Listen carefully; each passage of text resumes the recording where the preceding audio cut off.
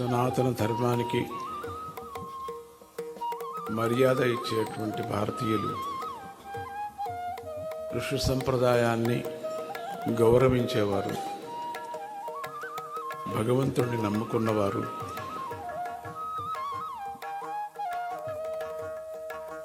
మన యొక్క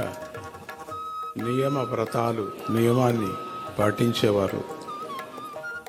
వీళ్ళందరూ కూడా ఒక్క పర్యం భాగవతం వింటే చాలు, ఒక్క పర్యం భాగవతం పారాయణం చేస్తే చాలు అని కూడా తహతహలాడుతూ ఉంటారు. ఈ వీళ్ళు నేను చెప్పిన వాళ్ళు మాత్రం, మిగతా వాళ్ళకి చంచలం తెలీదు. చాలా చంచలం, మనస్సు నిలవదు. అందుకని భాగవతం తరచూ వినాల, ఒకపారి వింటే చాలదు. తరచూ వింటూ ఆ కృష్ణ లీలామృతాన్ని మనస్సులో ధ్యానం చేస్తూ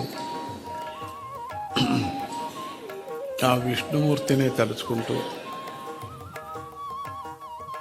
సమస్త భూతాల్లో నిండినటువంటి పరమాత్మని, ఆత్మవిద్యను తెలుసుకుంటూ, ఆత్మవిద్య కావాలి మనందరికీ.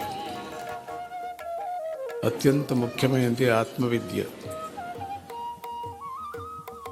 ఆత్మవిద్య లేకపోతే మనకు ప్రయోజనం లేదు, నుండి కూడా ప్రయోజనం లేదు, మళ్ళీ పుట్టాల. ఆ క్లాసుకు వచ్చేంత వరకు మళ్ళీ పుట్టిస్తూనే ఉంటాడు.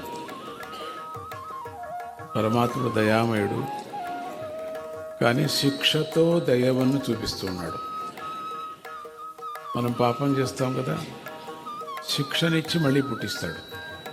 మళ్ళీ ఇంకొక ఛాన్స్, మళ్ళీ ఇంకొక ఛాన్స్, మళ్ళీ ఇంకొక ఛాన్స్, మళ్ళీ ఇంకొక ఛాన్స్. లక్షల కొద్ది ఛాన్స్ ఇస్తాడు.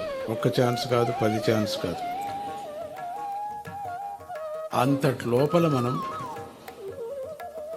భాగవతాన్ని అర్థం చేసుకోవాలి. సాధనలో, యోగ మార్గంలో అత్యంత ముఖ్యమైనటువంటిది భాగవతం.